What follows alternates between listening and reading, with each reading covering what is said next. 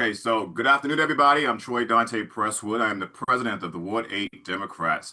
A warm welcome to all of our Ward 8 family, friends, and everyone joining us here virtually on the Zoom, as well as those who are watching online. We encourage you to engage with us on social media throughout today's meeting.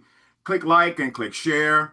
This event on Facebook, on X, on Instagram, on Blue Sky. You can find us at Ward 8 Dems across all these platforms. And then you can also join in on the conversation using the hashtag Ward8Dems and Ward8DC, Ward8. Use those hashtags. Let's keep the conversation going. Now, as you know, Ward 8 voters have spoken again. Former Ward 8 Councilmember Trayon White is now our Councilmember-elect. And earlier this week, the Ward 8 Democrats issued a statement congratulating Mr. White, as did the other three candidates that he bested in the special election. In our statement, we called on Council Chairman Phil Mendelson and the other council members to immediately begin engaging the council member-elect in the ongoing fiscal year 26 budget deliberations. While Mr. White cannot vote just yet, the second and final budget vote is set for Monday, July 28th, giving ample time for him to hear directly from us here in Ward 8 and for him to share those priorities around housing, education, Medicaid, and yes, even the RFK debate that's happening right now. He must be at the table. Our voices must be at the table. It is the right and democratic thing to do. So I hope that he, in fact, is listening and that the other 12, the other 11 council members are listening as well. And in case we weren't clear, we fully expect that our council member who was elected duly by the voters here in Ward 8 to be sworn in and seated shortly after the Board of Elections certified the election on August 8th.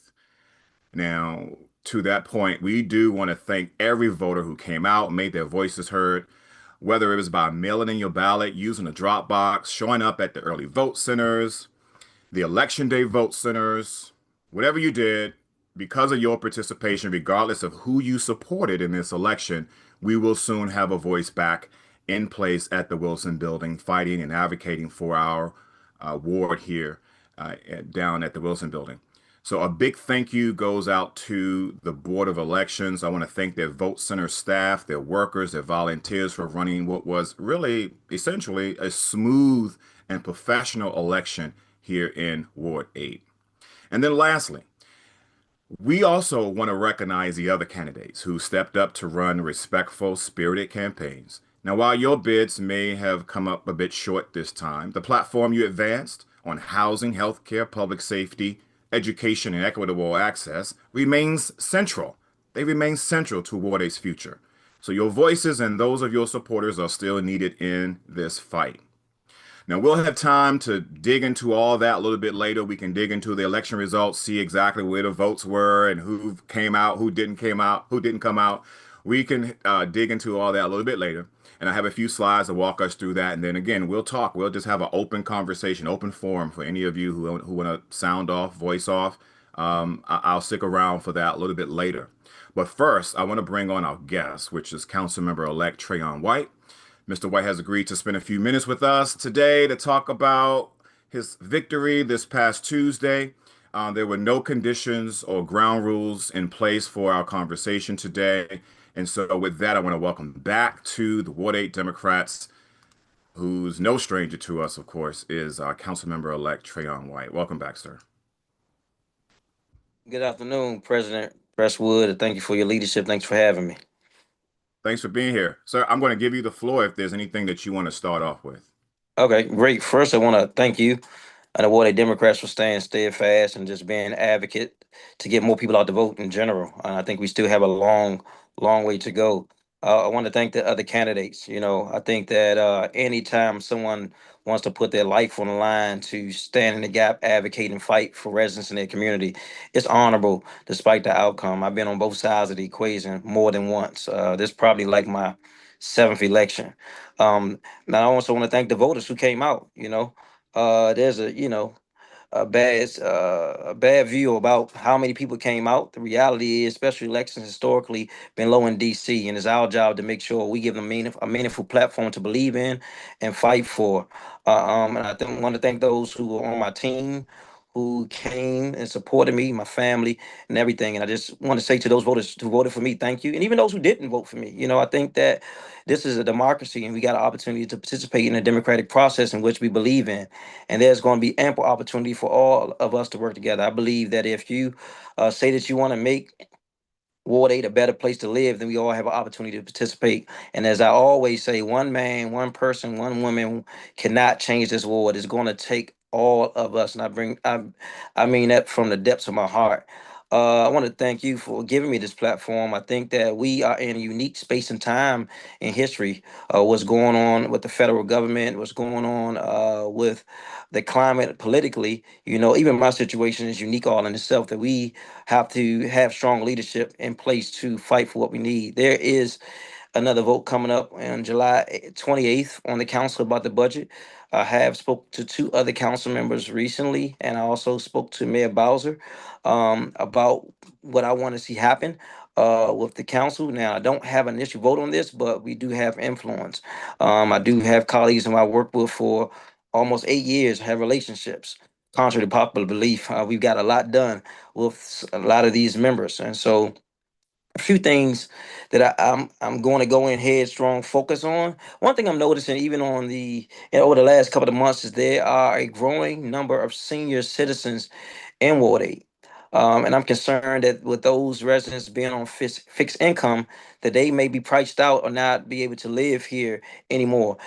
There was a bill introduced called the Rental Act by Mayor Bowser. It came through the council through Councilmember Robert White, and there was a lot of amendments made, which I think were better for Ward 8 residents. But I think what I want to do legislatively is to create more legislation around affordable housing for our growing senior population. For those who don't know, what I've seen historically is those who can't afford to live anywhere else in Washington, D.C., are now navigating east of the Anacostia River. One of the things I titled my campaign Unfinished Business.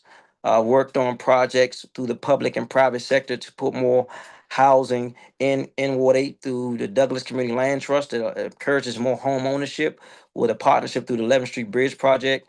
We've done the Ashbury at Bury Farm.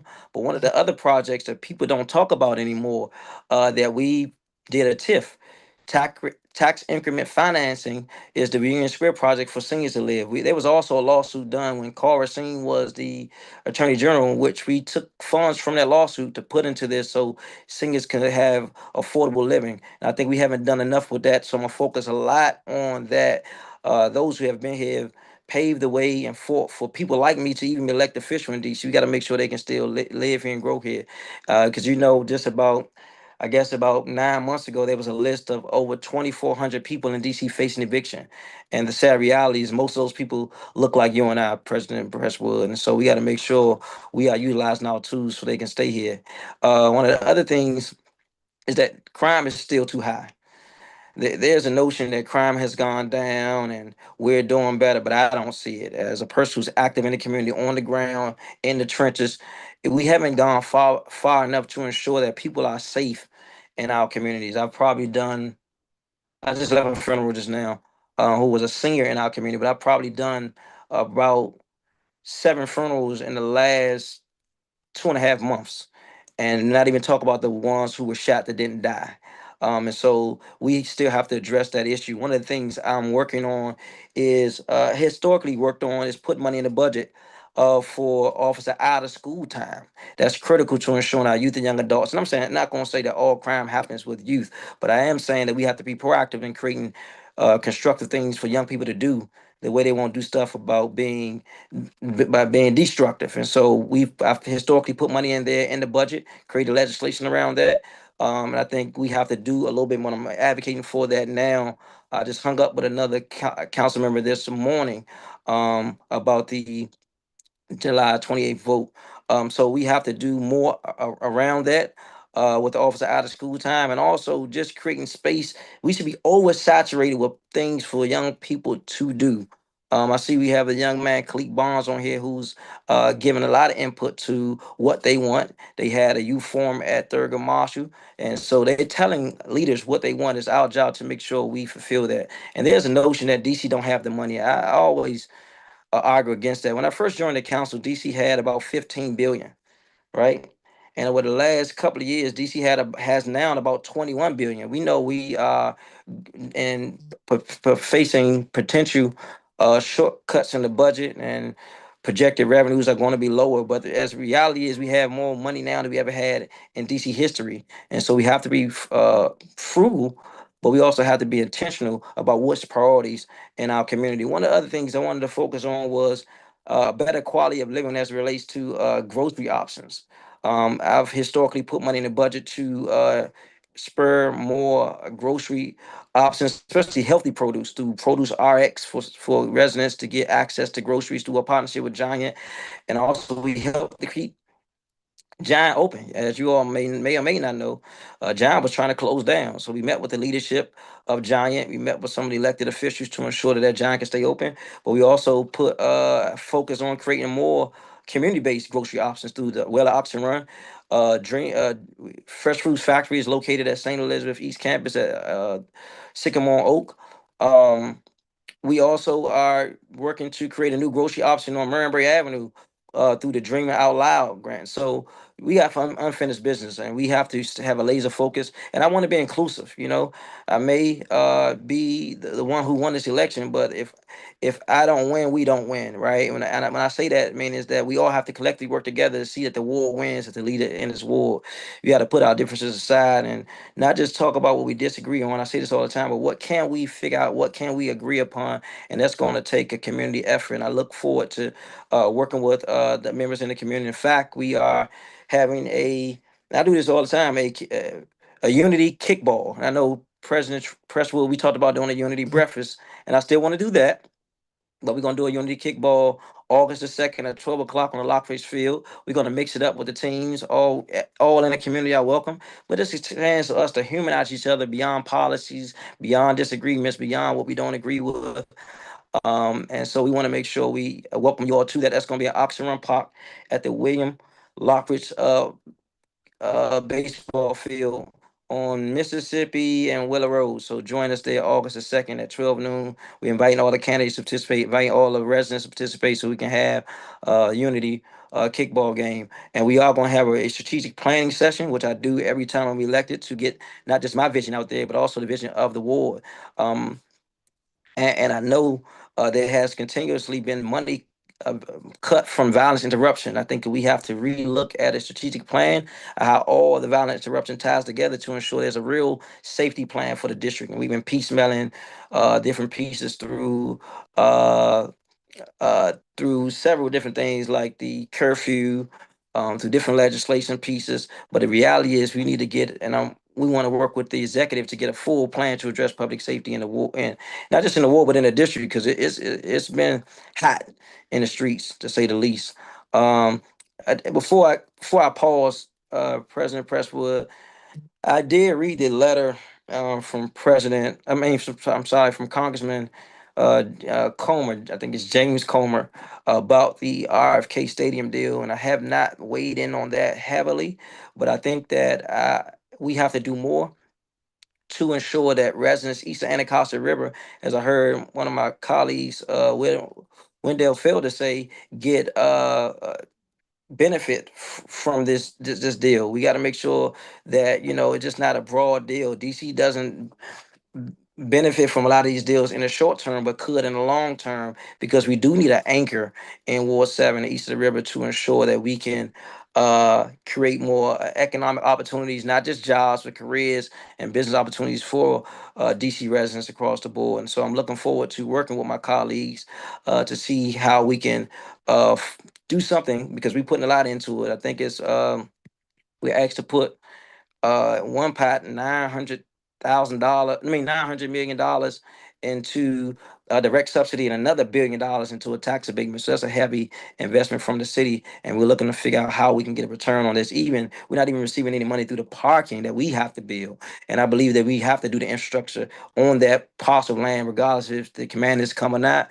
But I look forward to chiming in on that conversation.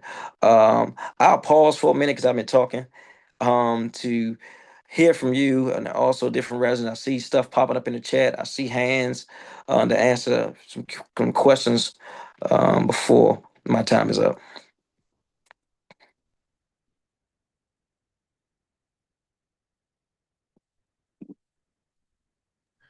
All right. Yep. Thank you so much. We appreciate that.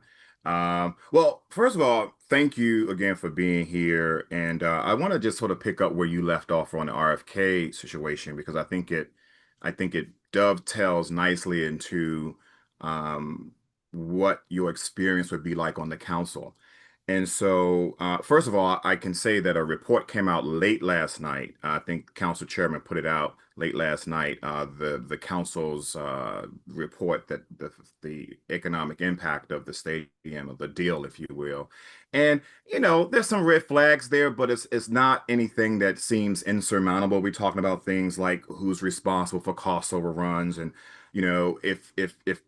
if the commanders don't move quickly enough to develop the housing around there, like, is there some type of a trigger to get them to maybe return those rights back to the district to do it? So it seems like it's very, marginal type of things that are triggering there. But otherwise, it doesn't seem like it's anything that's a terrible red flag. Just a couple of things there. But I think that goes to show really another question here, which is, you know, there have been, and I know you've heard from members of the council who said that your return would be disruptive. And so I'm curious to know, how do you plan to rebuild the trust with your council colleagues? I know that Councilmember Felder came over Tuesday night. I think you said you talked to maybe a couple of other council members as well, maybe even the mayor. So I think the public wants to know, how do you regain the trust of your colleagues if you're going to be working together? Well, I believe this and I practice this is that trust is earned through any type of relationship, be it personal relationship or business relationship.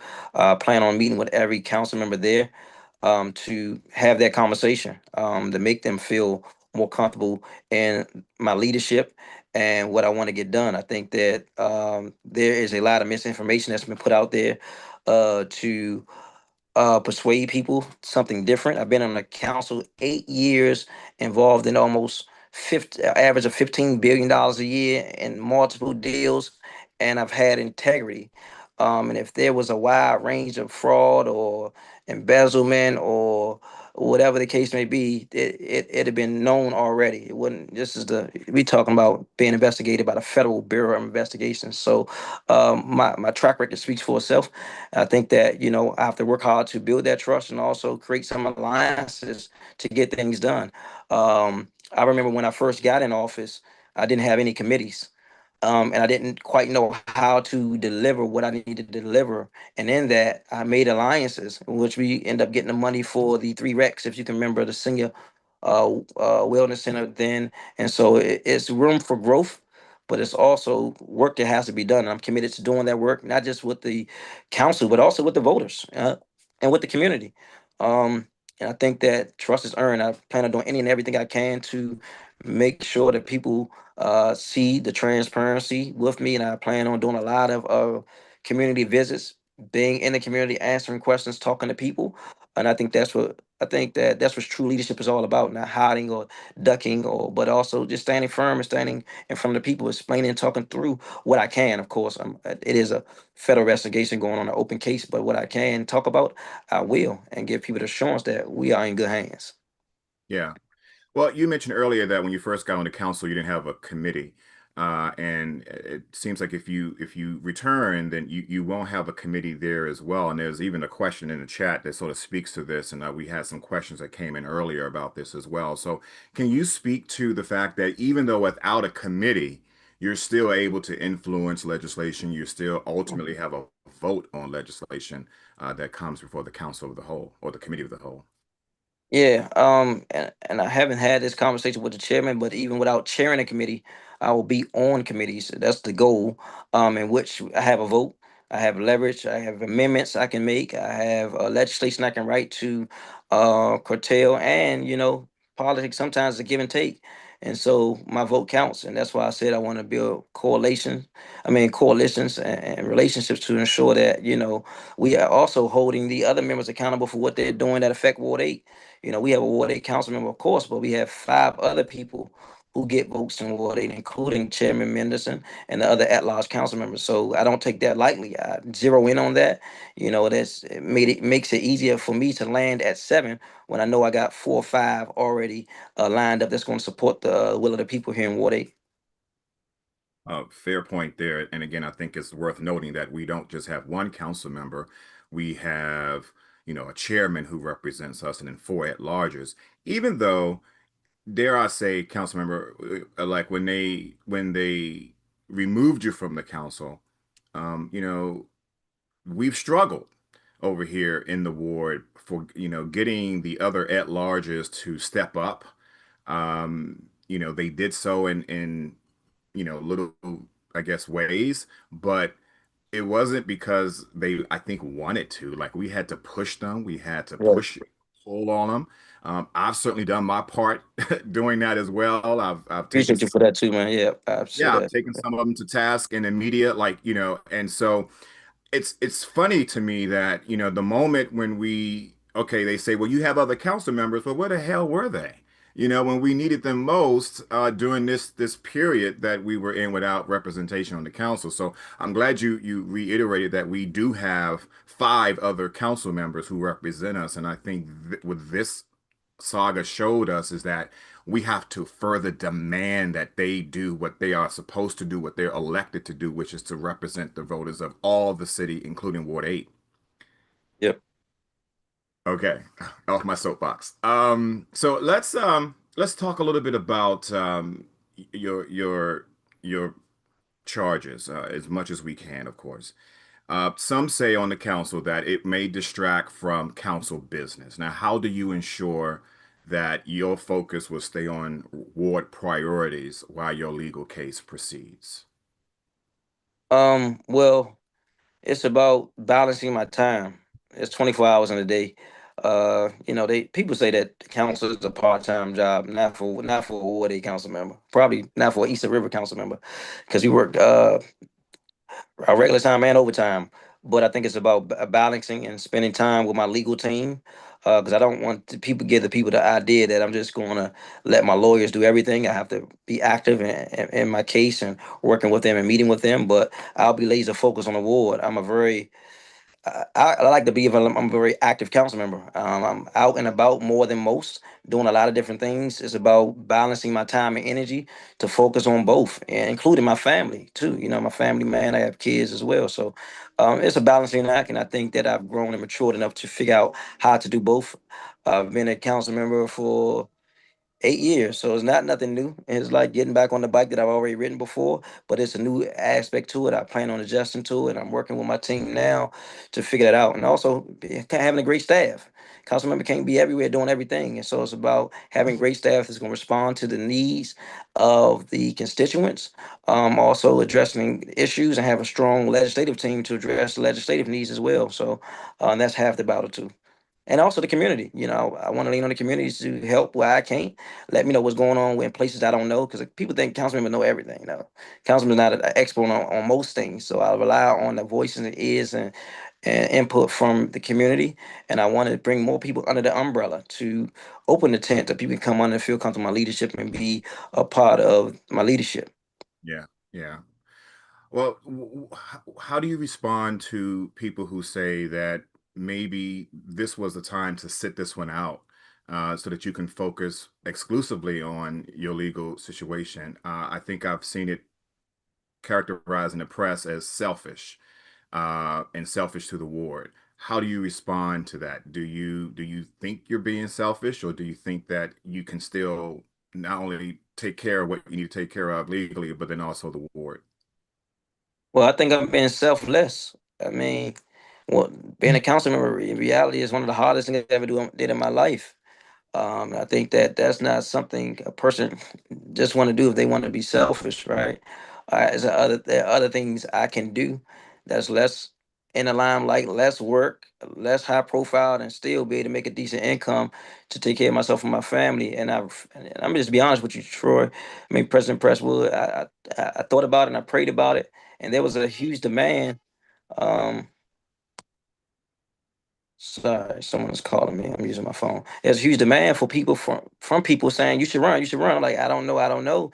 And I said, I prayed. I said, God, if you want me to win this, you're gonna have to do something because Mm. I'm sure, in this situation. I never been in a situation like this. You talking about a former straight A student,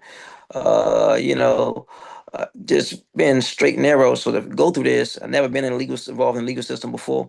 And so I told God, if you want me to win this and do this work, you're gonna have to show me something, and the reality is that, I won. And so I think that, we have to deal with the reality as it is now, and get our boots strapped up and get to work. 'Cause I'm still dealing with calls. I was on a call with one of the singers last night about her AC going out. So I've never stopped the work. So this is more about being selfless for me than being selfish. Mm. Understood. Let's talk about the campaign just a little bit here. So there's some said they really didn't see you campaign a lot, yet you won. So again, that's the power of the incumbency right there. But some people say they really didn't see you out there. They didn't really see a lot of debates. I think you and I even talked about that a little bit. Of course, thank you for being at the Ward 8 Dems debate. How do you plan to engage more meaningfully in the community now that you are now the council member elect and will soon be seated in August? Well, I think that this right here is a start. Yeah, I don't do a lot of interviews, man. That's just, to be honest, people talk about the debates. To be honest, Troy, I never really did debates. I You don't, told me that. I mean, You told me that. And yeah, I never knew that. I, Every yeah, time we invited yeah. you, you always came. So I didn't know you really weren't a big debate person. Yeah, I don't really do debates. I mean, for historically, I've been the incumbent. And it's a lot of times for the opponents to take jabs at me. It doesn't benefit me a whole lot to go to debates. Outside of, it gives people the opportunity to hear from my platform, to hear from me. And I talked about this when a lot of people who come to debates come with their own teams. You look in the audience. Almost 75% of the audience are coming from somebody else's team or supporting a candidate already. But I do appreciate that now, and it's online. I was transparent with you about that because it gives other people opportunity to see candidates, hear their positions, see how they react to different things, and see where they stand on important issues. And I think that is beneficial. But historically, I haven't done a lot of debates, but I am going to be out more in the community, setting up my tent and my table in the community, having office hours in the community. On this, I've done research to the block historically for the last probably 8 or 9 years, and I plan on doing that in the areas where people are, just to people can come talk to me, hear from me, even discuss their grievances and differences. I think that's healthy for a leader. I don't think a leader should be pushed and liked by everybody. Somebody got to disagree with you to challenge your thoughts and your philosophies, and I think that's healthy for any leader. And I embrace that as well. Former council member Yvette Alexander is in our audience. She sent a note that said that council member Henderson, Christina Henderson, one of our at-larges, that and again, I have no way of verifying this, but she said that she took money from the Fresh Produce Program to fund ranked choice voting. Thoughts on that? How and I think the Yeah, photos was really helping communities like ours in Ward 7, Ward 8, parts of 6, parts of 5, where we have, you know, uh, challenges with accessing healthy foods. yeah. I think I was disappointed to see that. I think that we, even under her leadership and even under the former Councilman Gray leadership, we've done a lot to address healthcare east of Anacostia River. Now she's the chair of health. I think that's detrimental to you are what you eat, and when you don't have options to healthy eating, then you're eating poor food options, and it leads to other health disparities. You have some of the highest health disparities per capita in the country, and I didn't like that. And I'm not a supporter of ranked choice voting. So that's a double whammy. I think it passed 8-4. And it was funded in the budget. And I did hear Chairman Mendelson on the Coach of Nomedy show yesterday say that he's not going to take the money out of the budget, so essentially will pass. And so, we have to deal with that now, and as it is. But we also have to create. I was real big on creating public-private partnerships to get things done in a non-traditional form to move the needle. Like when we had the Good Food Market, unfortunately it closed, but we are going to work with Michaels to open up a new grocery option here on South Capitol Atlantic. But we have to, if we take our bumps and bruises, we have to keep our innovative hats on to figure out how we can create more solutions. Like in short, I was disappointed to see that, and I think that that was a mistake. And I hope that we can figure out another solution to ensure healthy grocery options and food options, even restaurants east of Anacostia River. few more questions here. So I will say a lot of questions came in, folks, and we do appreciate that. I'm also looking through questions that's coming in right now, and they all are sort of around the same things. So if your particular question isn't asked, that's the reason why. And in some ways that you're asking the question is pretty much how the council member answered early on, at least when he opened up with his remarks. And so I don't want to keep rehashing the same questions over and over again, but I do want to thank you all because it helps me put the questions and understand them thematically.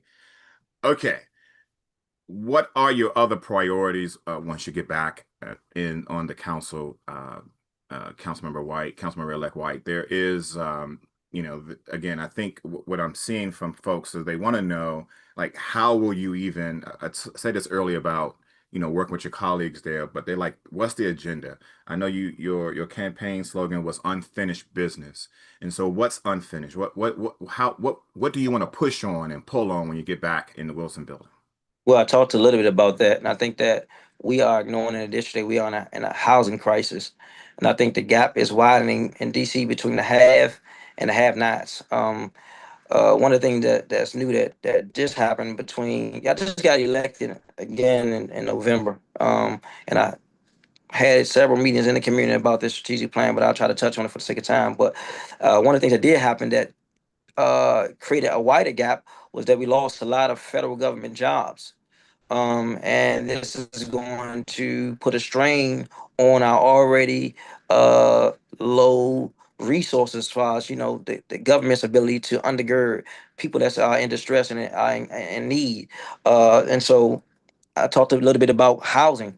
I did not agree with the rental act, but I want to offer some amendments to create more housing, affordable housing. I talked about senior housing, but it's housing across the board as well in DC. And I think that we need to beef up our ability to put money in the budget, like I did with the um it's what I did with the community land trust to ensure that people can not just rent but own. I think that I've done a lot around business ownership in DC, creating what is now called the Dream Act. I mean, I'm sorry, the Dream Grant. I think we have to put money and subsidize money in the budget to encourage people to own their own businesses in our community and support those businesses. Right now, we have, I believe, 13 black-owned businesses in Sycamore Oak. I remember having those conversations with Red Brick years ago. And so when I say unfinished business, there are a number of things that I've pushed, even the Ward 8 SIF. SIF stands for Community Investment Fund. It's pots of money that's already been allocated in the budget where people can get grants from the government to be more economically sound, to stand on their own 2 feet and do more for our community. Um, One of the other things I think that is education. That historically, when we got the budget from the mayor, a lot of schools in Ward 8's budget has been cut. When the DC Council passed a law that no money should be cut in the budget, even if the numbers are lower, and that budget has been cut when numbers have not been lower. I do want to commend the council this time for putting more money back in the budget to correct some of those wrongs. But the foundation of any strong community is having a great education system. And one of the things that I want to do is put more time and energy around, I say out office out of school time, but more so tutoring. Our gap for literacy is devastating, especially when it comes to African American boys and girls and people of color in DC, let alone East Anacostia River. We have to ensure that we are laser focused on closing those achievement gaps, which we have not done. It's been worse after the pandemic. I think that we've done a lot to get the hospital up in Ward 8, but that's just part of a larger plan when we talk about a healthcare system. We have the new urgent care facility on Martin Luther King Avenue as well. And I think that we have to do a whole lot more to create smaller pods of healthcare, of things that add to our healthcare system. One of the things that I'm not yet satisfied with again is public safety, man. Um, Can you unpack that for us a little bit more? Because there is a question about our youth. As you know, there's been a whole bunch of, efforts to rein in youth in terms of curfews and special curfews. And there's even a question here about what are we going to do to get our youth off the street from stealing and anyway, they said something else there. Um, I always say we have an adult problem, not necessarily a youth problem. But what say you when it comes to yes, the public safety, but also our youth? Something and someone that I know you, something that I know you really care deeply about. Yeah, I think that there's an old saying that when can you hear me? Okay, there's an old saying that when children don't feel the love and warmth from the community, that burn it down to feel its warmth. And I feel like that we have not engaged youth early enough. I believe that birth to three is critical to ensuring that we can intervene and give close those gaps in achievement, and also offer programs that work for our young people. We've seen parents historically send their children to school across the river because they feel like better options are across the river. I think that we have to create high quality seats right here in our community that will decrease the level of truancy, the level of violence in our community as relates to youth, because not all youth are committing crimes, and we have to do better with imagery in our community. We have to highlight those who are doing great in our community. I think that we have not done enough to talk about the phenomenal young people who are doing things in this community, like Khalid Bonds, right? He's going to Morehouse and he's short $13,000. I talked to, I have a meeting with him on Sunday. It's no way we have a young man who's done all he's done. And there's more colleagues out there. I'm just using him because I see his face on the screen. And he's short $13,000. But we talking about putting millions of dollars into violence prevention. That's prevention right there. 13,000. That should be a drop. Every church, every faith-based organization should be donating $500 this week to ensure that young man get a quality education. It shouldn't even be an argument, right? And I think that's leadership. And I think that when we say we have a youth problem, to your point, Troy, we have a adult problem. We have a young man who's doing what's right. We should be just shoring up to make sure he's not stressed out and depressed about how he's going to get his tuition paid when we have a $20 billion budget. When we have organizations getting millions of dollars, churches getting money, masses and mosques getting money, and we not supporting those who are doing right. And I think we haven't done enough of that. And so I'm already in that vein. I talked to this young brother recently. We got a meeting tomorrow, but we have to get it together. And it's not just him. I'm just using him as an example. There are other colleagues in this community that's looking for an outlet, looking for something to do, and we're not providing that. And so I'm gonna be laser focused on that like never before. You're gonna see it, you're gonna hear it, and you're gonna see the impact. One of my biggest words this time around is impact. Impact. I gotta leave impact in this community. I think our community should be better because we are here, we live here, and every one of us on this call and hearing and watching this have a responsibility to make our community better just because we exist here. Point blank. Period. Can we talk about Medicaid? As you know, our ward is home to many recipients of Medicaid.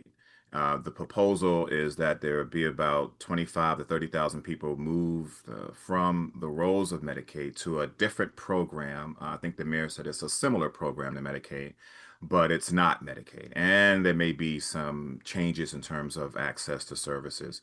Um, and this question came from our shadow rep, Oye Awolowo, who was a healthcare professional as well, doctor of pharmacy. So I guess the question really is like, how will we, you, us, what do we have to do to make sure that, our residents aren't falling through the cracks? Um, as far as healthcare, we got this brand new health facility, but if you can't afford to get your services there or any of the urgent cares or the primary cares, then all of this is for naught. Well, I agree with that, but to Representative Oya, I want to thank him for his leadership because he's been down there fighting for us, not just around statehood, but about equity and hands off DC and all the other people who went down there to fight for our residents here in the District of Columbia. One of the things I think that if in the vein of Medicaid, the federal government has had an adverse impact on the our Medicare Medicaid system, and I think that one of the solutions that I'm going to be researching with my staff is trying to find a new tax stream in DC. We have to find a way to alter that money that will be missing to ensure that residents have access to quality health care. One of the things that we have in DC is I think it's about 97, 98% of our people in the District of Columbia are health care insured. But we don't want to see is that, residents have to switch primary care physicians again. Their premiums on their medicines are going up, or they have to pay more in the copay, and that's what we are afraid of, especially for those who are disabled or and on fixed incomes. And so, I think part of my solution with that is to work with my colleagues to find a new tax revenue stream. And I know a lot of people, and originally I wasn't in support of that, but at this point we're in dire need, and we have to figure out what our priorities are to ensure that we can get some money in to undergird that. That's critical, especially for black and brown people who have some of the highest health disparities here in DC. It's been more particularly here in Ward 8. An interesting question just came in from one of our viewers, and they said, had you not run in this race, would you have backed someone who did? Yeah, absolutely. I think I got enough power and influence to influence any race, not just Ward 8 races, but at large races. And I Okay. worked on other campaigns. Yeah, absolutely. Um, Anyone who ran against you? who ran against me? Yeah. Oh, well, I'm gonna be honest. If I had to back somebody, it'd have been Sheila Bun. Hmm. Yeah. And can you expand on that? Why? Man, I think Sheila been in the game for a long time, doing work behind the scenes. And I think that she has had experience down the council, in the mayor's office, and in Congress, doing the work. Man, I think that she will. I'll be honest. I think Sheila will make an excellent council member one day. And some of these other people, like one of the candidates say he was born and raised in Congress Heights. When? Where? Who was your grandmother? What school you went to? What daycare you went to? Who was your cousins? Who was your friends? Are you born and raised and don't nobody know you? Not nobody? My family is from Newcomb Street. I played the number 11 Boys and Girls Club. My grandma worked at Congress Heights School, that one that closed down that we now have UDC, and my grandma, like, when and where did you live and born and raised? I don't, man, that's just me, but everybody got the opportunity to run, but I just feel like, man, if you're gonna run, just tell the truth and do what you're supposed to do. Well, I was a back chiller. Point, that's just reality. Got it. I think that's pretty insightful on your part. And the other question that came up, council member, and give me the sign if we're. I know you have another project after this, so just tell me. Yeah, actually, I have somebody knocking on my door. I can't even answer the door, so this got to sit there. So, Did you need a moment, or do you want us to keep going for like no, another? no, that's. I mean, they can wait. I guess. Oh, it was about 4 minutes ago. I hope they still there. But go ahead. All right. We Well, can. as we're coming to rounding the bend here on our questions that's come in, and I do want to thank those who have submitted questions, and again, we're trying to find a way to synthesize them into thoughtful ones. Let's talk about your deep ties to Marion Barry. You've used this slogan a lot: "No permanent friends, no permanent enemies, only permanent interests." His widow, though, supported someone else in the race. But I think you have been sort of affiliated with at least his legacy to push forward on housing and public safety, what you just mentioned, education initiatives. Can you speak to again the influence of Marion Barry on you and on our city, on our ward, and anything else you want to add? Uh, Man, that's gonna take a whole another interview. We're talking about MB, man. That's a great guy. I'm just honored to glean from some of his leadership. A lot of people know Marion Barry, had relationships with him. I just thank God I had the opportunity in his later years just to glean from some of his leadership. Had no idea during that time that I'd be uh, a council member, but I think that God makes provisions for the vision. Even guys like William Lockridge, even James Bond, those individuals who were able to pour something into me, they planted a seed in me, and I think that I reflect on, people, how that little saying go, what would Jesus do? I yeah. be thinking like, what would MB do? I be thinking about that because he was a very forgiving and loving guy, man. I don't know if I got it like him, but it's something to glean from. I think that core. Mastersbury endorsed another candidate. But I mean, to be honest, this is probably my seventh election. I don't think Corey has ever endorsed me or supported me. Yeah, ever. Even when Marion Barry was like, Marion Barry endorsed me when I ran for State Board of Education when it was Barack Obama running. It was me. You remember that picture? It was Barack Obama, Marion Barry, and Trayon White. Hmm. So, and I think if Marion Barry was alive, he would have voted for me. If we be honest, that's what I believe. And I, Cora has her own political agenda, got her own thing going on, so she can endorse what she want. But it didn't work. In fact, the candidate she endorsed came in third place. So I don't know the numbers still coming in. So I mean, it didn't have much weight to me. So Talk. You mentioned earlier that you're a family man. You have family of children. How can you speak to the power of your family and your support that you've received thus far through all of this ordeal that you're facing, the legal challenges, the campaign? How has that helped you? Has it given you energy? How will you lean on that going forward in this next round of this next part of your journey, I would say, in politics? man, this one you better make me shed a tip, man. I think that Hey, the I'm the faith, Barbara Walters of Ward 8, bro. I'm the Jim Vance of Ward 8, man. I actually saw you on the news a few times. Man, this the prayers, man. Every time I can be in the grocery store, somebody had grabbed me and we'd just be praying right there in the middle of aisle six, man. I grew up with a praying grandmother. My church was on the street I grew up in with Reverend Isaac, and it's like, man. Man, the prayers of our community are so powerful, man. We are a faith-based people. And I think that for the large part, we've gotten away from that to some degree, especially with this next generation. And I think that when you go away from your faith, man, that's where we land where we are today. But in the season that I'm in, I've never prayed this much, never, worked out this much, worked on my physical and mental health. I go to the gym now, I walk in the park now, and I've really been appreciative of everyday life, man. I think that even those, yeah, some people who didn't even vote for me that told me they prayed for me. I was like, dang, I appreciate that. I need to vote, but the prayer is even more, powerful than. And I think that just the mercy and grace that, because let me tell you what really hit me. I was talking to my son one day. We was riding, and he got a car, and he was driving, so I'd be kind of nicked up when he driving. And I said they said that he sent the mail-in ballots out, right? And I told you I prayed if God, if you want me to win, you're gonna have to do something. Cause I don't know if I have it. I looked on the thing and it said that Trayon White was number one on the ballot. I said, oh my God. Number one on the ballot. I said, I said, it's real.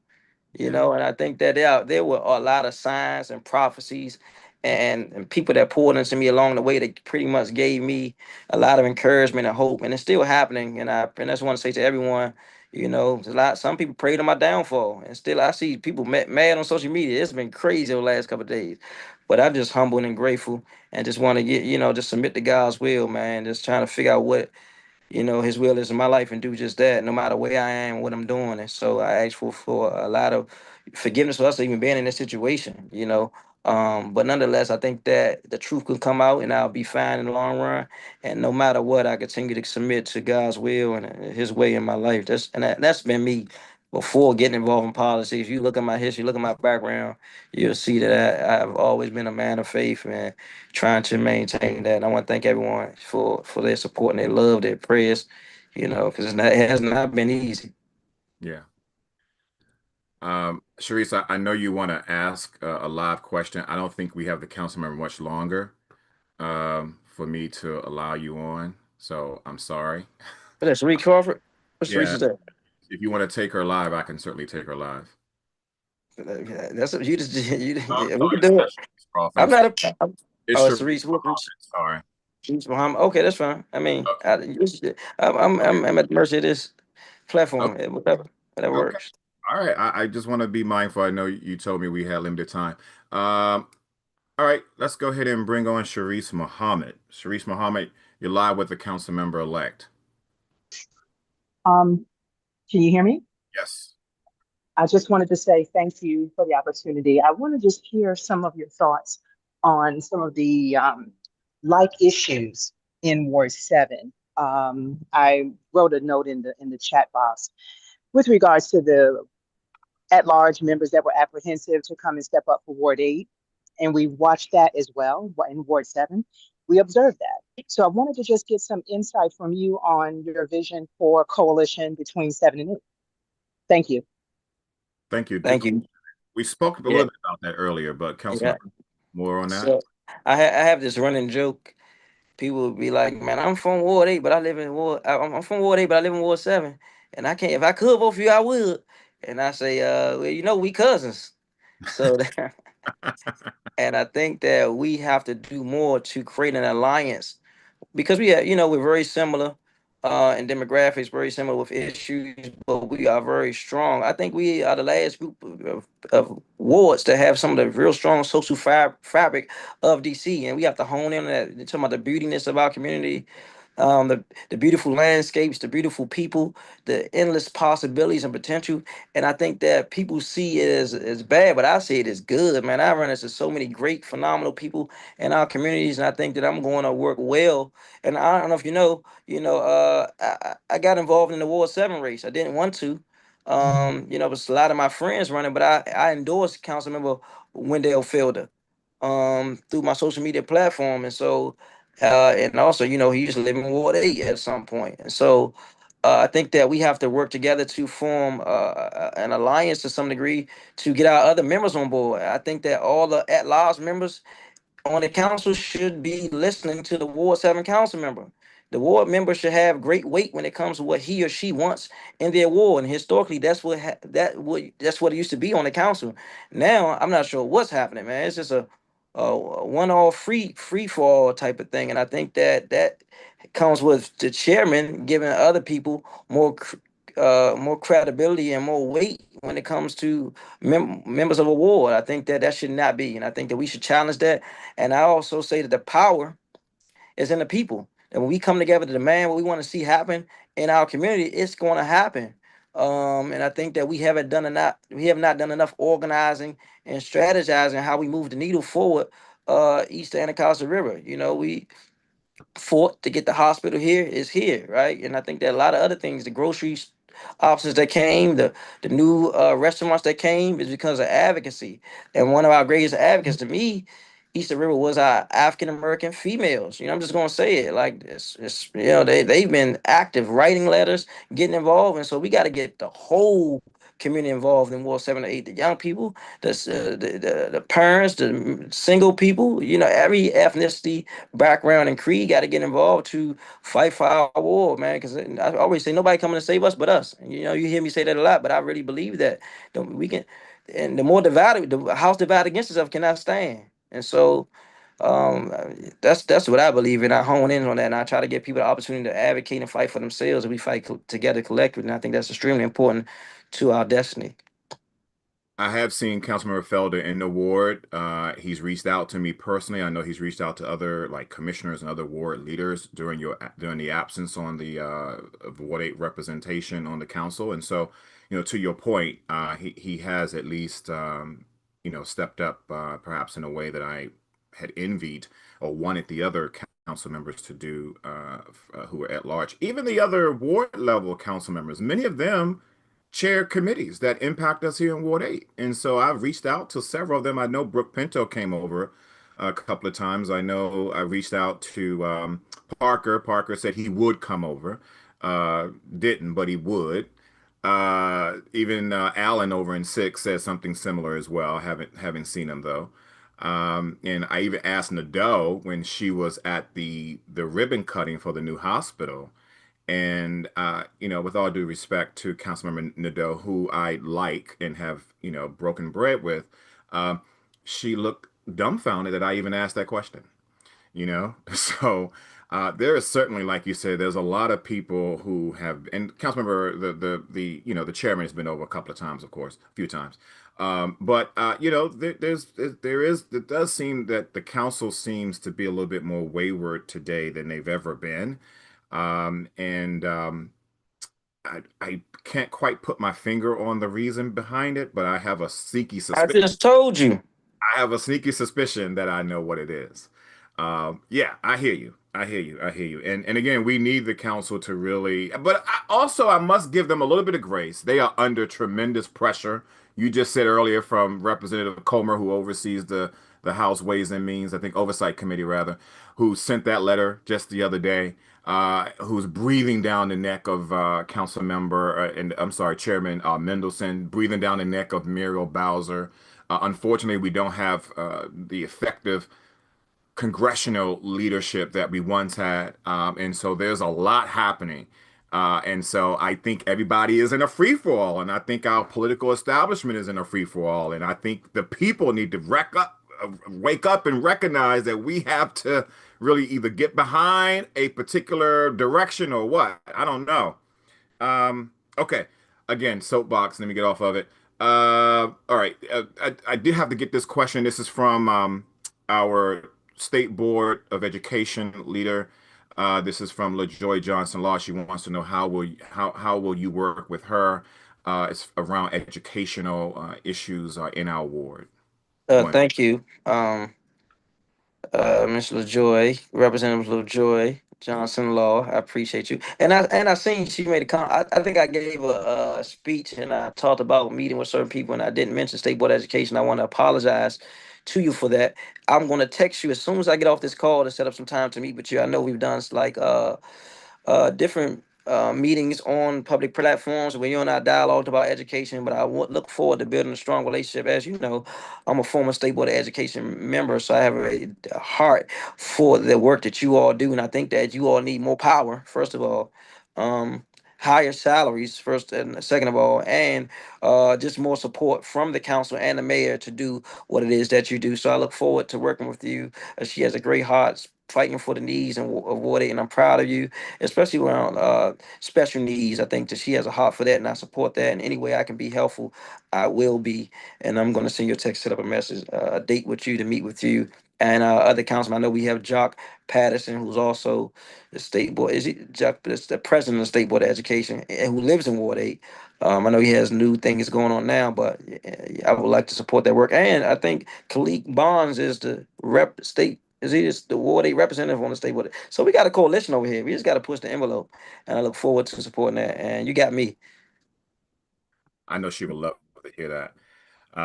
And I do want to note that during your absence or during the absence of what a representation on the council, she was down in the Wilson building. She was down there kicking butt and raising Cane and leading coalitions, like you said, up on the Hill and working with Free DC and others and Ward 8 Dems and just being very, very present as the only other elected official, ward-wide elected official, in the ward that was left, when the council removed you. So, yeah, for her, for sure, she definitely deserves kudos, and I hope that that she gets those kudos in the days ahead. All right, we're gonna go ahead and round the bend here, council member. You said earlier that you will have some office hours. Do you have those dates or the first one each one announced, or you want people to just stay tuned? Yeah, so we do have the community day set for August the 2nd at 12 noon. At the Lockers Field. We will be having a unity kickball game that day, but we are gonna have food, interactions, moon bounce and stuff for the kids, music. But we are gonna have, I don't have the date yet, but we are gonna have a formal meeting about a strategic plan to move the world forward. I want to partner with our Valley neighborhood commissioners, and also our state board of education reps as well, to so we can have a collective voice fighting on the council. So I've done that historically over the years, man, with our ANCs, but also want to include our civic associations and other organizations as well, so we can be stronger together. Absolutely. So I get the date down for that, but initially, August 2nd, 12 noon. August 2nd, 12 noon, Lockridge Field. Okay. Last question here. You won. Wasn't pretty. Elections usually aren't. They're messy. They're controversial.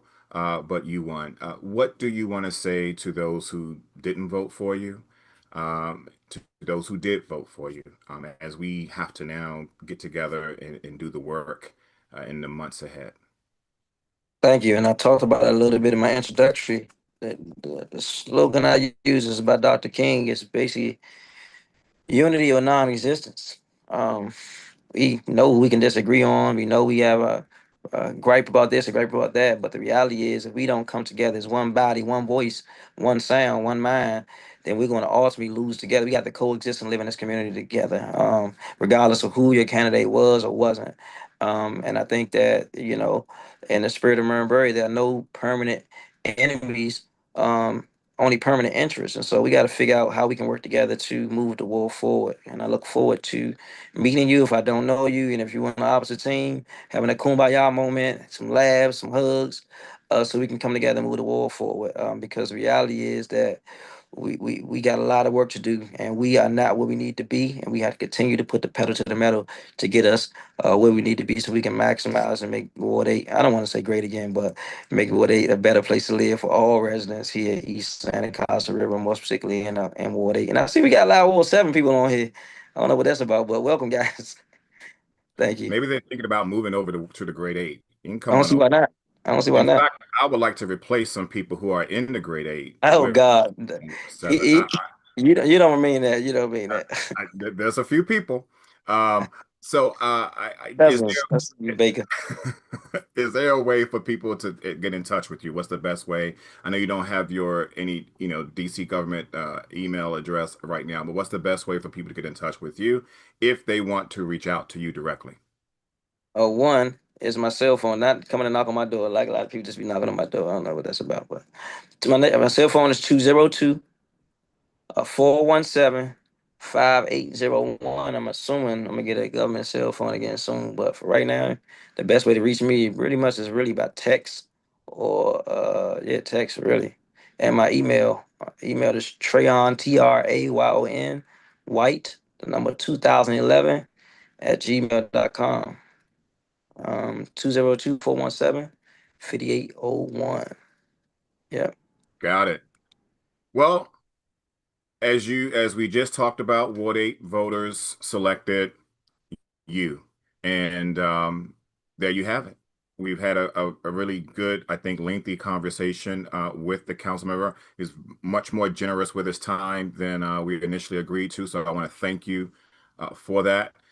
We look forward to working with you on behalf of the Great 8 in the weeks and months ahead. And stay prayed up, as you said, and when we'll see each other on the streets, on the avenue again soon. Thank you, man. God is love. Thank you, guys.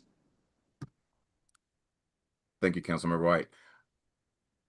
All right. So with that said, we're going to go ahead and turn to our Ward 8 business. And by the way, use the chat. If you're watching us online, go ahead and use the hashtag or go ahead and write in our YouTube chat feature there. Um, your thoughts about what you heard here today, your thoughts about Councilmember White, anything he said, didn't say, anything I said or didn't say, as I tend to get some responses from y'all on that as well. Hopefully, even if your direct question wasn't asked, you were at least able to understand what his answer would be based on the answers he gave to similar questions. And so we thank you all so much for sticking with us. And don't go away yet. We want to come back and sort of talk about what happened in the election and look at the data, break it down as best we can.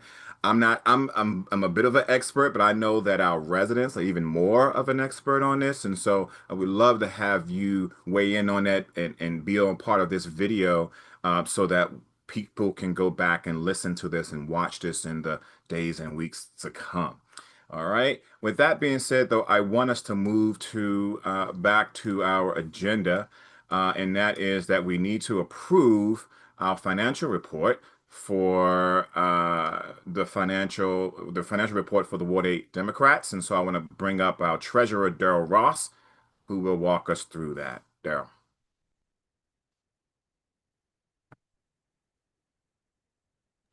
Good afternoon, Ward 8. I want to go through the Treasurer's Report for June of 2025. We opened the month with a balance of $18,359.67. We had revenue for the month of $1,175. We had expenses of $46.43. So the excess of our revenue over the expenses was $1,128.57. We ended the month of June with a balance of $19,488.24.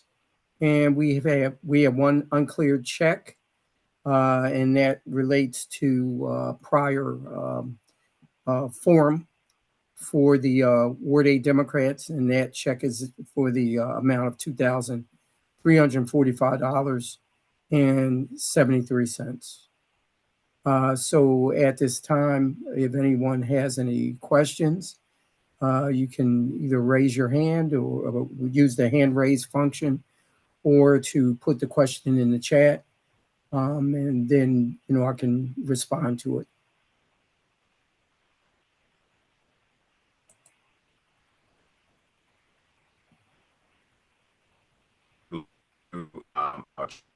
Throughout questions on what they see on the screen. Checking.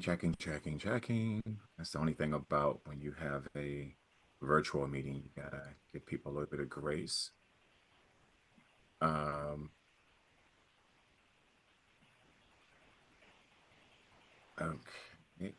All right. So I think I don't see any questions or concerns raised. Mr. Treasurer, will you move it? I move that we accept the treasurer's report for the Ward 8 Democrats for June 2025, subject to audit. It's been moved. Is there a second?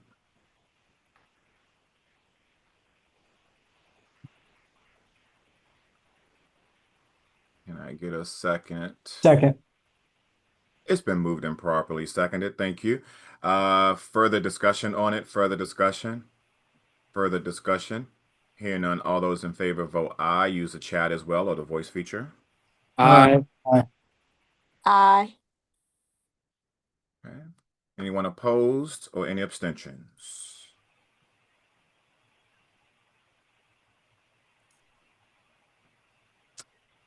All right. It is the opinion of the chair that the motion passes. Thank you, Mr. Treasurer, You're welcome. for all of your hard work, because you are really the hardest working man, the hardest working treasurer, I swear, this side of the Mississippi. And so thank you for all of your work and all of your due diligence, as always. You're welcome. And thank you for your questions, too, because you definitely pose a lot of questions.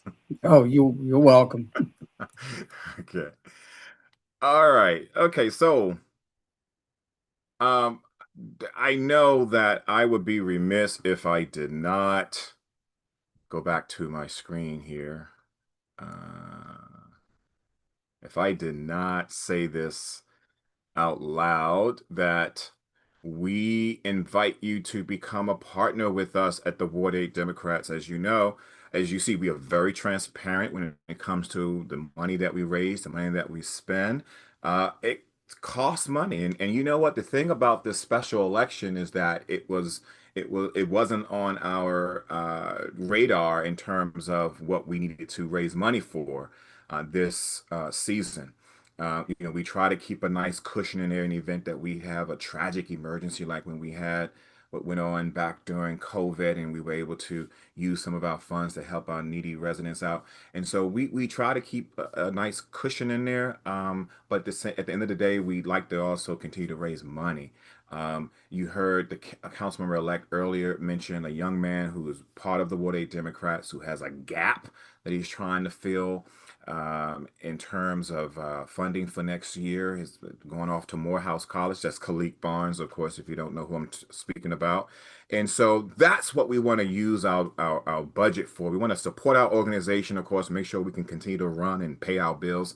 But then we also want to sow seeds in the community. And we can only do that through our friends and through our partners like you. So I invite you to become a partner with the Ward 8 Democrats. And it really is very simple. You could do $1, you could do $5, $10, $25, 50, 100, 150, 200, 500, 1,000. It really is what's good for your budget. And you can do it. You can do it as a one-time donation, or you can do it as a sustaining donation. Maybe you say, "Oh, Troy, I can't do $500. I can only do maybe $50, but I can do it every month. And I just want to get on a rotation." Well, we have the tools to help you do that. We, of course, want to acknowledge all of our partners who are sustaining donors of the Ward 8 Democrats, those who lock in every single month a donation to us. We so appreciate that. We use those funds to help fund and grow our organization. But maybe you just want to do a quick one-time $5 donation. You can do that too. You can do it by scanning that QR code. And if you don't have access to do that, then you can go onto our website at ward8dems.com and click on donate. It's at the very top of the screen there, and it'll take you to the same place that this QR code will take you. But consider that. Consider what we need to do. We're going to have to work insularly with each other to, support one another, support our businesses. We've been doing some business takeovers. Thank y'all for joining me who came out to Sweet Tooth and Cafe over there on MLK for a ballot chat with me. Those who were about to go off and vote on the first day of early voting, we had a chance to talk, answer questions you may have. As you know, I am unbiased or was unbiased in the election, so I was able to give you straight information about where to go and answer any questions you may have. And so thank y'all for coming out. But that costs money. Costs money, Sweet Tooth want to be paid, for coffee and for tea. And so we appreciate those who are supportive of what we do here at the Ward 8 Democrats. So become a donor, become a partner with us. And again, if maybe it's not you, maybe you know somebody who can. We want to do more, and we can only do more if we have the investments from our communities. So if you're a business owner, there's a way you can partner with us as well. Just reach out. But in the meantime, small donations we are powered by, and you can use that QR code, take you straight there, or go to our website, ward8dems.com, and click on donate at the very top. All right, well, thank y'all for sticking around. Let's talk about what happened last week. So as you know, former Councilmember Trayon White is now a Councilmember-elect. He won with 28% of the vote. The closest contender, by the way, these numbers are as of yesterday. The closest contender to him, really, they all sort of clustered together in that low to mid 20s range. But the closest one was Sheila Bunn, with Mike Austin really on her heels there, and then Salim Adolfo rounding up the top four. And so there were some write-ins, and there were some overvotes and some undervotes. And you know what? I realized when I pulled this slide together that we don't ever talk about the undervotes and the overvotes. What are they? Who are they? Why do we have them? And I wanted to just spend just 30 seconds in talking about this. Overvotes are when you get your ballot and you select more than one candidate. Now, there are times in the District of Columbia when we do that. It's our at-large races when we do it in the general election. You get two choices for at-large, and that's when you can, vote for up to two. It tells you with the instructions, vote for up to two. You can also just vote for one. If you voted for just one in the at-large, it's considered an undervote for that particular race, and that's okay. But you do have two options. And so overvotes are when you chose, again, more than one option that was available to you. And so it seems to me that people not only selected one of the candidates, but they selected another one, or they selected write-in. Maybe this was a mistake on your part. And you're watching, or you know someone who did this. There's only 29 of you so far. I know votes are still coming in over the next week or so. But 29 of you made this mistake, and this should not be, because if you've made a mistake on your ballot, you can say, oops, I made a mistake. Let me go back over to the poll workers and ask for a new ballot. It's totally acceptable. You don't have to stick with the ballot. But once you make a mark on it, you can't scratch it out. You literally have to go back and get a new ballot.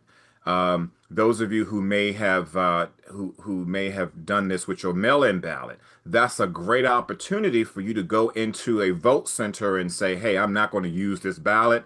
So we're destroying that. I need to vote in person because I made a mistake on my ballot.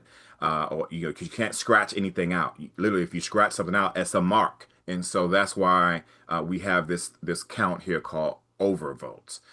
Undervotes is when you don't vote for anybody at all. And that happens especially in the bigger elections. Sometimes you don't know who your ANC commissioners are. You say, "Oh, I'm not voting for anybody here."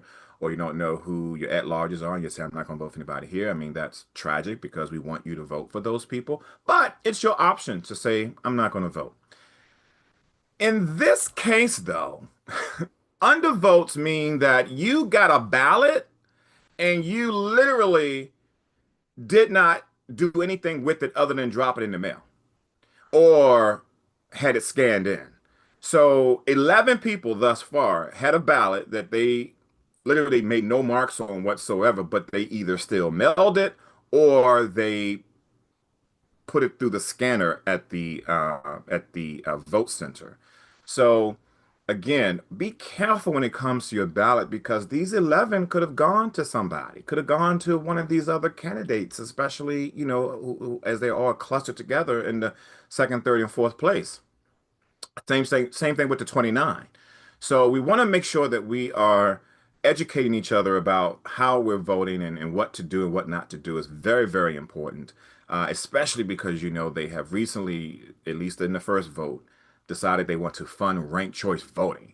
Now, that's a whole nother conversation that we don't have time to get into here today, but we will. But I want to make sure that we at least talk about what this overvote is and what the undervote is. If you have made extra markings on your ballot, you can always go into a vote center and say, I've made a mistake here. This ballot is spoiled. I need a new ballot. They will give you can do it as many times as you like. By the way, this only happens on printed ballots. This doesn't happen on electronic ballots because electronic ballot will not let you vote more than once if that's the rule. And then if you did not vote, it will say, you didn't vote. For those who may want a little extra reassurance, I will suggest maybe doing an electronic ballot, going into an early vote center or going into a same day vote center, election day vote center, and using that. That way, it will ding you, it will remind you, prompt you if you are making a mistake there. Okay, so I just don't want us to throw any of our votes away. Certainly, at write-ins, you have that choice, but the undervotes and overvotes are mistakes. They're errors that are unforced, and we really should not have them. But again, congrats to Councilmember White there, and again, congrats to everyone else. I mean, everyone pretty much got under 30%. Everyone pretty much, got about a quarter of the vote, but Councilmember White got more of that quarter. And we always look at what happened in our last special election. Special elections, as you well know, are notorious for being low voter turnout anywhere in the country, anywhere in DC, and especially here in Ward 8. And so this is what we're looking at in terms of 2025's numbers. 2025 numbers, we're at about 14% turnout.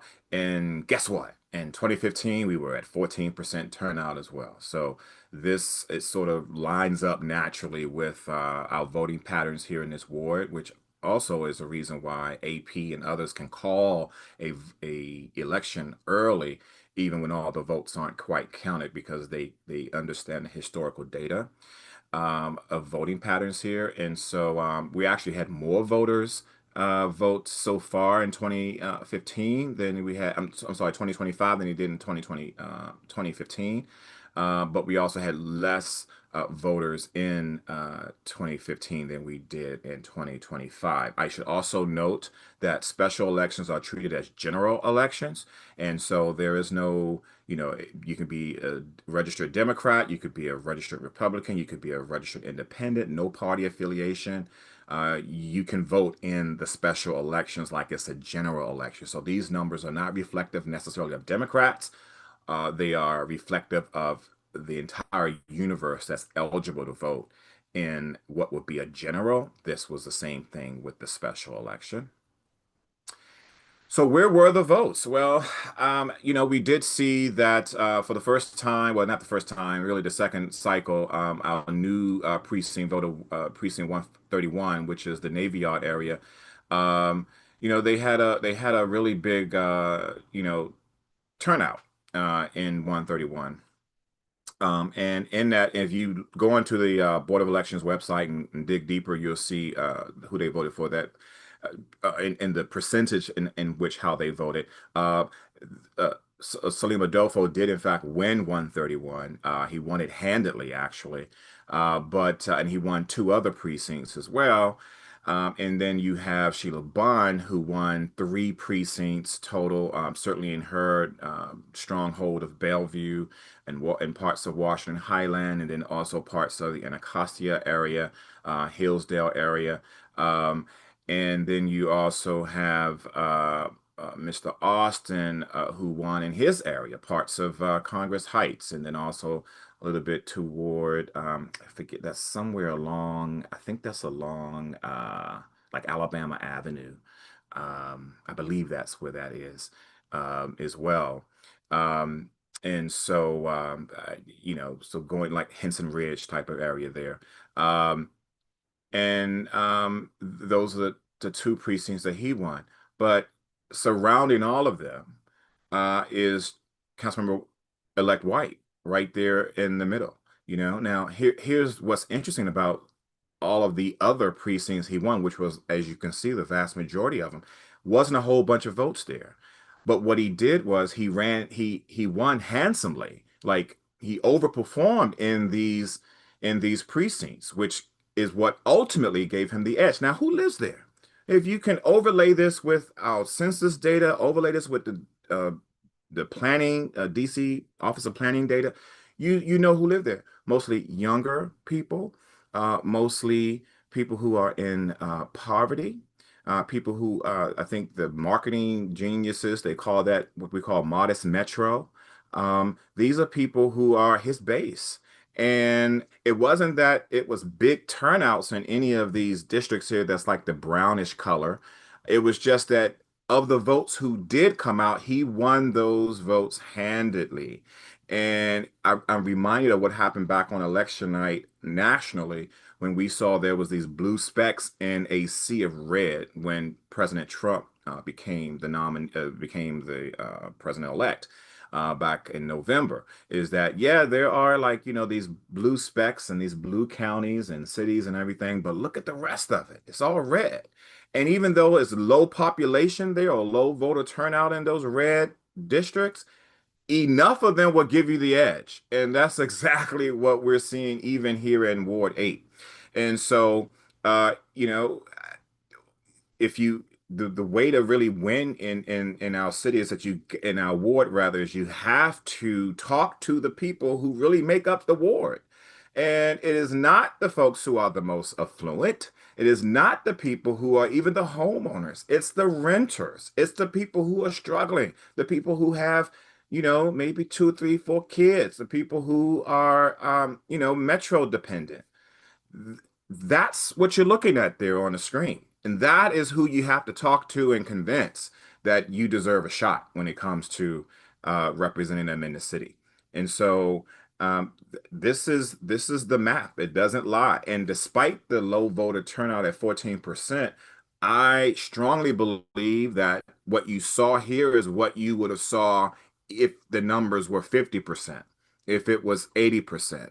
The same breakout that you see here on this screen, I think is the same exact tally you would have seen had the numbers been higher.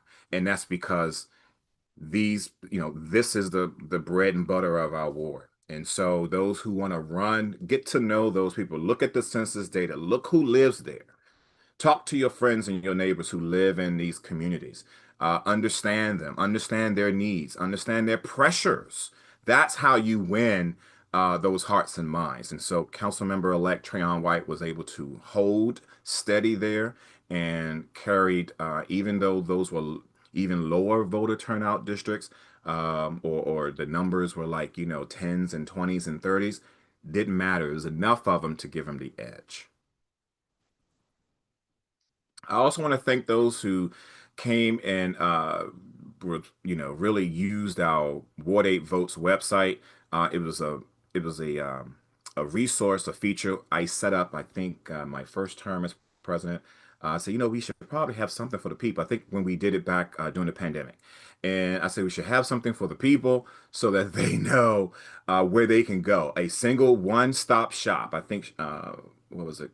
Sharice Crawford used to always talk about, we need to have one-stop shop where people can go and get everything they need. And I think from that conversation is how we actually did this. And so Ward 8 votes, we stand this up every election cycle. We thought we were going to have it on a hiatus this year, but nope.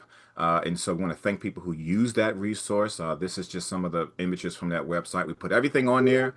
Everything you needed to see, everything you need to know. These are pictures from our well-attended forum and well-watched forum out there. Of course, you see the Lorenzo Hall from WUSA Now. Thank him again. I really appreciate him coming out and moderating that forum for us.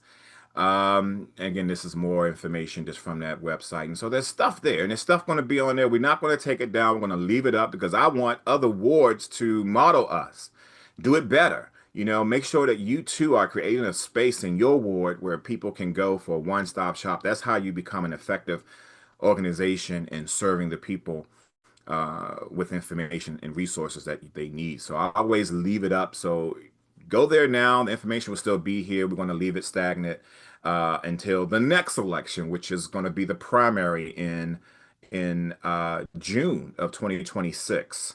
And then we'll probably fire this up again and have some new information on there come June or before that. A very quick shot here of the performance of that site. I think I mentioned overall last 30 days, we had nearly 2,500 visits there, 1,700 of which were unique visits. People stuck around on that page for a while. The top site on our website was actually the Ward 8 Votes page, not even our home page. Our home page, yes, got a spike, but the top page on our site was the Ward 8 Votes website. And that's what we wanted you to do. If you were going to go to any page during this primary or during this special election season, we wanted you to go exactly to that Ward 8 Votes page. We wanted you to waste any clicks. We wanted you to go straight there. We appreciate that. And by the way, you know, while we know that Facebook was directing people to our site and X and other sites and things like Instagram, even the Washington Post was also sending traffic our way, most people Googled us. They were like, Ward 8 Democrats, Ward 8 Votes, what is that? And then, of course, because of that, we came up. And so most people got to us through, or a good chunk of people got to us from Googling us.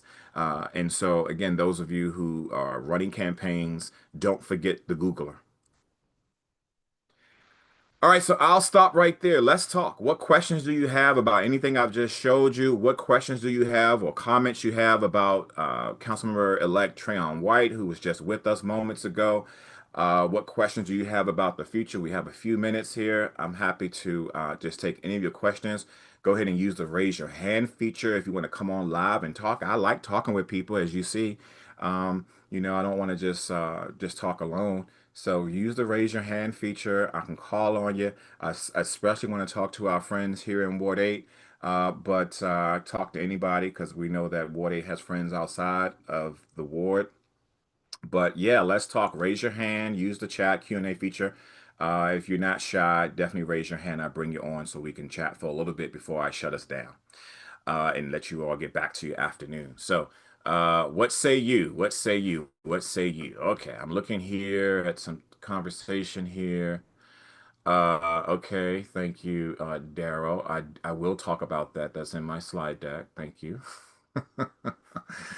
Looking at some things here. Appreciate it,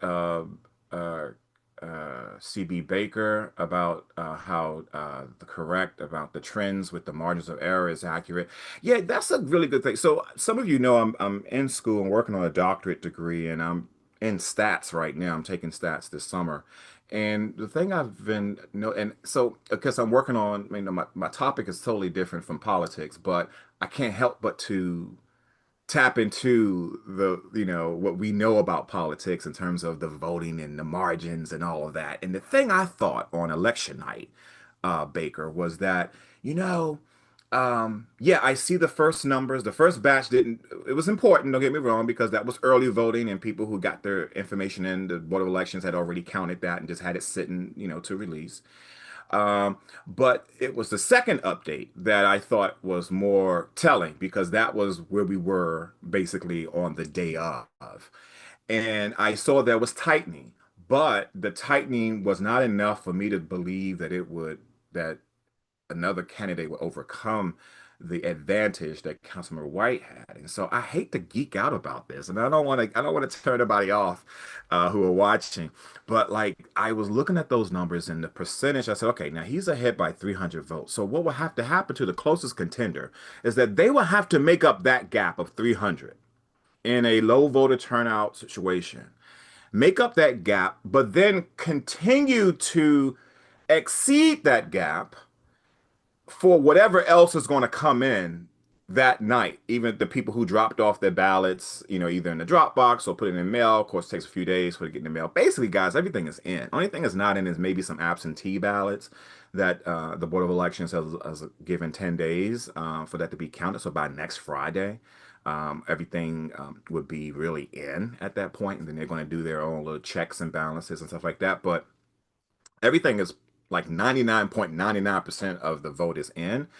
And when I saw that second update that night, I realized, okay, if this is the trend line, it tightened, yes, which means that some people moved away from the council member, or maybe they made up their minds that they want to vote for someone different in the latter, days leading up to the election. But was it enough? Did they have enough time to overtake his advantage? And I realized that and saw those numbers and said no. And so we felt comfortable. Now, listen, we are not the AP. We're not the Washington Post. It's just me and my brain and me talking to some of our brain trusts that we have. Marcus Batchelor is, of course, one of the really brilliant brains here in our ward when it comes to politics, and others around him as well. I don't want to mention any names, and I don't want to get anybody in trouble. But I said, okay, based on this, to me, we can definitely say he is the apparent winner, and that's what we went with, knowing that more votes had to be counted. But just knowing how they were coming in, that's how the AP was able to call that race early. And by the way, we were just there. We were a hair behind the AP. Anyway, it is what it is. All right, Michael Greer, why do you call my name?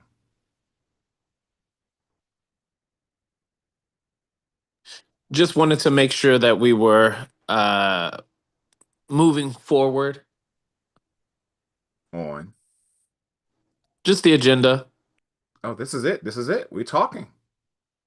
And I'm giving people time to actually raise their hand if they want to come on live and talk, but I don't see no one seems like they want to do that. So I'm going to have to probably just continue to read what's coming in. Well, I thought we were are we gonna talk a little bit about the convention, and we also need to make an announcement about updating our bylaws and platform. Yeah, that's usually just the closeout part. But yep. Thank you. Tony McNeil says, I'm talking like he won by a big landslide. No, I'm not talking like that at all. I just told you everyone was under 30%. That's not a landslide by any means, by any margins at all. But he won.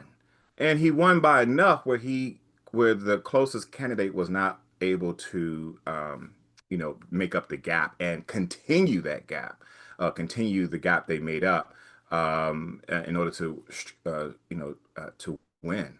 And so that's what I'm saying. I'm not saying anything about a landslide at all. Just to be clear, Tony McNeil. What else we got? Thank you for the clarification. No problem. Yeah, especially around the undervotes and overvotes. Yeah, I think we got to do a better job around that. And I always tell folks, if you're unclear, go into a vote center and talk to the polling people there. They're not going to tell you who to vote for. They might see who you're voting for, but they're not going to tell you who to vote for. They can help walk you through the process there if you have questions, because we don't want your vote to not count. And like I said, we're going to have a longer conversation about ranked choice voting and what that means, because now you get choices on your ballot. We didn't have them this past Tuesday, but in the primary, if the funding stays intact, and we'll have to see what happens at the next vote, but you get some choices there. So now we got to relearn a whole new system, and trust and believe the Ward 8 Democrats going to be here to help you do that. Let's see here. Okay, I think that's pretty much it in terms of plurality. Okay, let's see, majority. on this point, some states don't allow that there be a victory unless you. Yeah, some states don't allow that.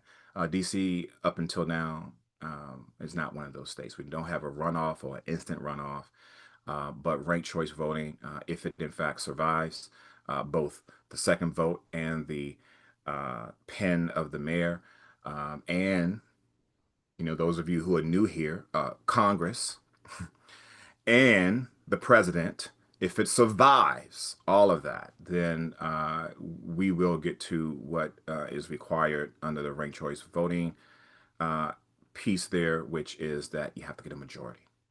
And we had a conversation about, well, could he have won with the majority uh, in a ranked choice voting scenario? Aha, good question. Good question. I have some thoughts on that too, but apparently my team is pushing me to move on. So I'm going to do just that. Listen, keep the conversation coming. You know how to reach us here. You know how to reach the Ward 8 Democrats. You know how to reach me on social. Use those hashtags, of course, if you have further questions or thoughts about today's meeting, about anything you've heard from the councilmember-elect, about how you want to get engaged, get involved. I understand most of you didn't vote for him, but at the end of the day, we've been without representation in the district building, or as they call it, the Wilson building now. We've been without representation down there. We need to have representation. Our at-larges have failed us. So I don't want to get too emotional here, but there was a person, very prominent person in our ward who said they want him to be expelled again. Now, you may think that, you may feel that. That's fine if you think it, but to say it out loud, into the universe, I think and I'm measuring my words here, was a bonehead thing to do, because that means you are okay with us having no representation, direct representation for a whole year. You're okay with that. That's what it means. You're okay with that. And I'm not. And as you see, the voters of the ward aren't either.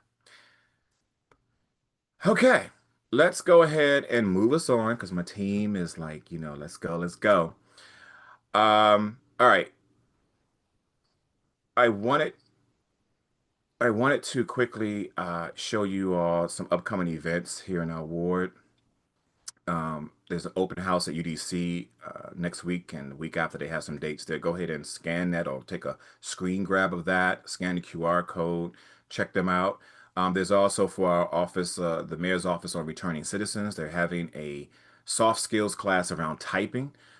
Listen, you don't want to do this. You want to be able to type a lot more, efficiently, because everything now is typing. Of course, now you can do the voice thing, but I say learn the typing skills. So anyone who may need to, work on their typing skills, send them this. It's already started, but they're going to be going every Wednesday.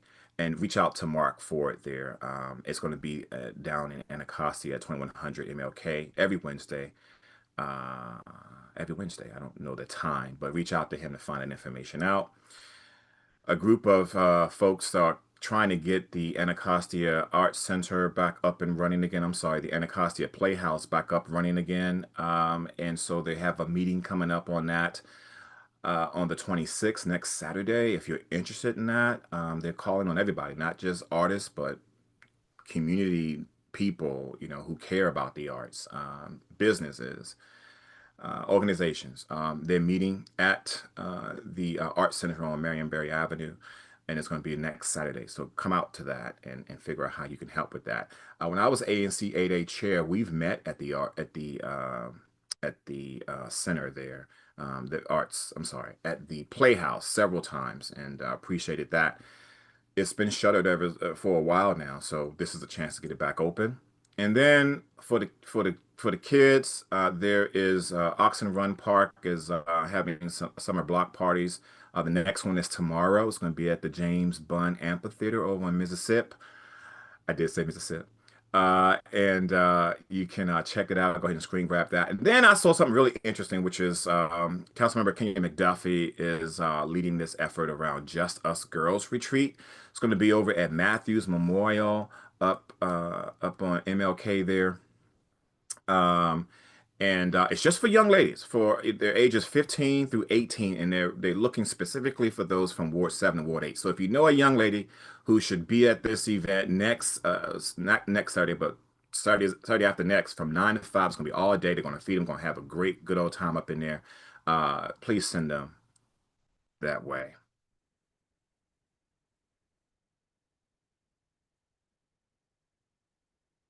Our Issues and Legislative Affairs Committee is having a bylaws and platform meeting. That's going to be on Wednesday, July 23rd at 7 p.m. Michael is our chair of that. Michael, do you want to weigh in on the importance of this and why people should come out? Yes, definitely. So Are every you able to well, come off? Are you able to be on cam? I'm ugly, but sure. Um, So yeah, I'm hello everyone. Hello Ward 8, Michael Greer. Excited to be here today. But as you all probably know, the bylaws are required to be or the platform is required to be updated every 2 years in accordance with our biennial convention, in which we select our leadership team for the next 2 years. And so it is really important that we keep our bylaws up to date and our platform up to date for a number of reasons. But first reason, our needs change as a ward and as a community.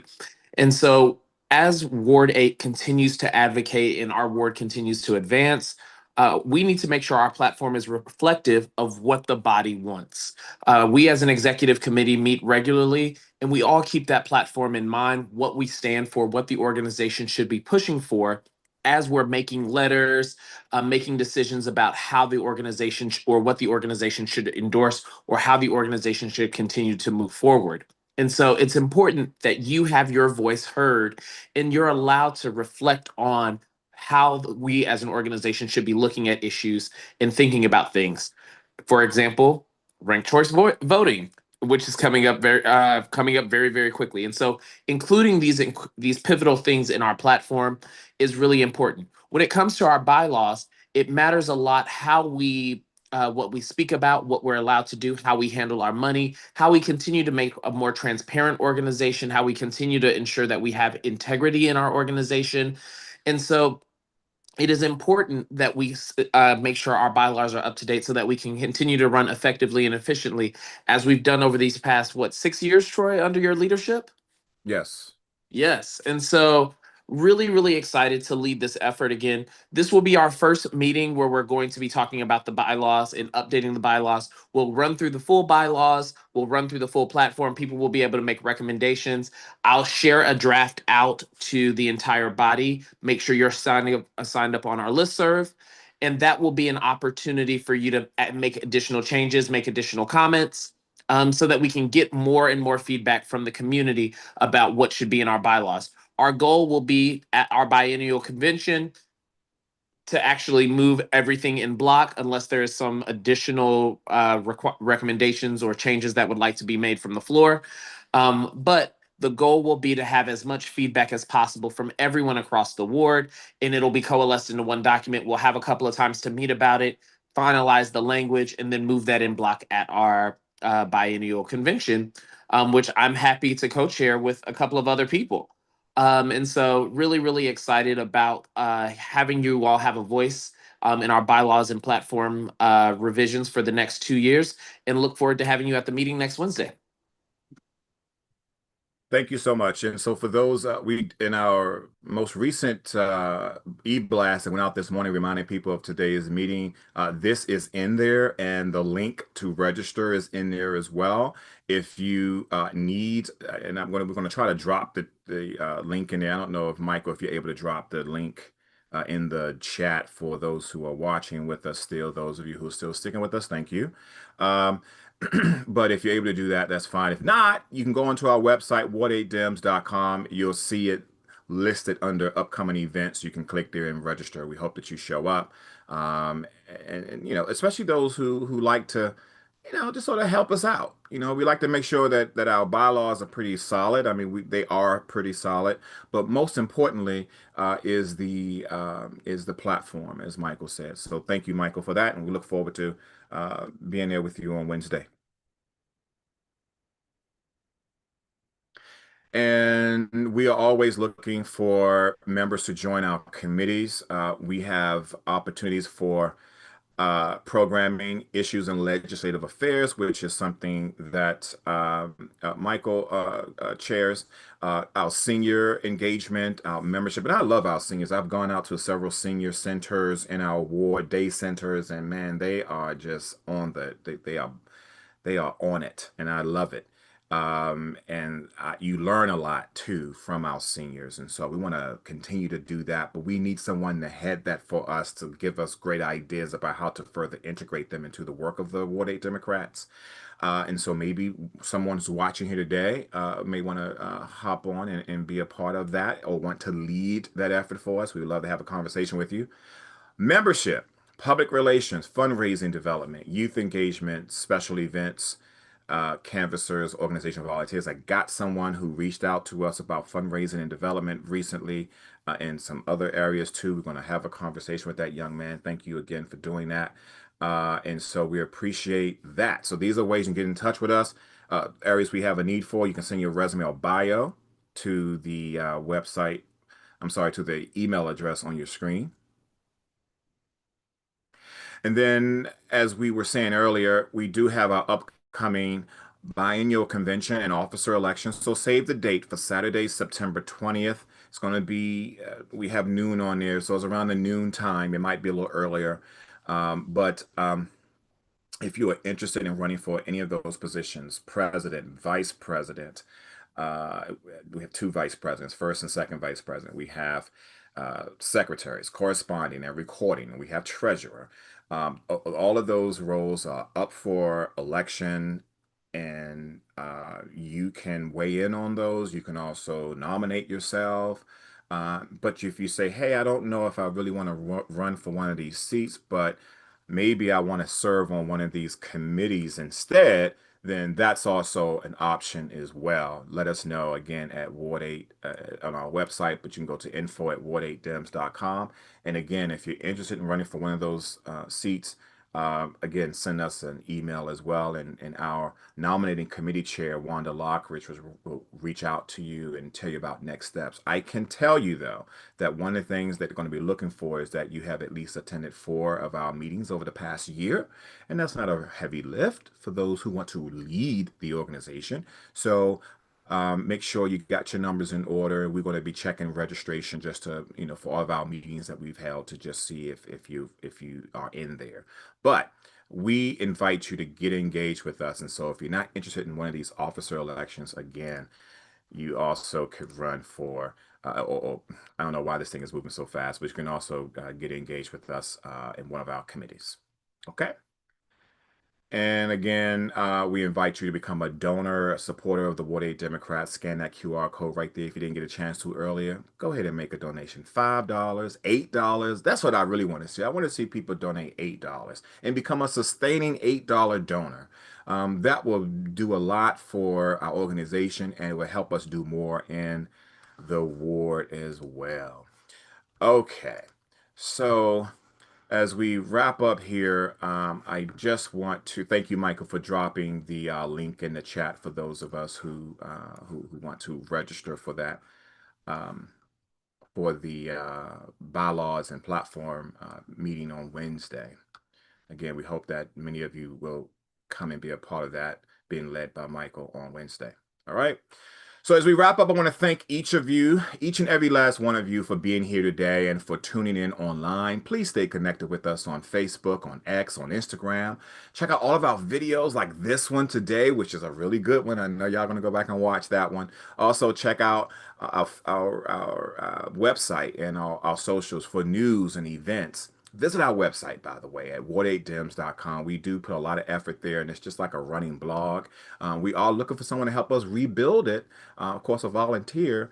And so if you're interested in that, we would love to hear from you on that as well. And like I said earlier, we invite you to get involved with us by serving on one of our many committees. There is a place for you here at the Ward 8 Democrats. Just email us at info@ward8dems.com to get started. A very special thank you to our guest, Councilmember-elect Trayon White, for joining us earlier. If you missed part of that conversation, it will be on the replay once this conversation ends on YouTube. Thank you for all of your questions, for your engagement, for your continued commitment to this community.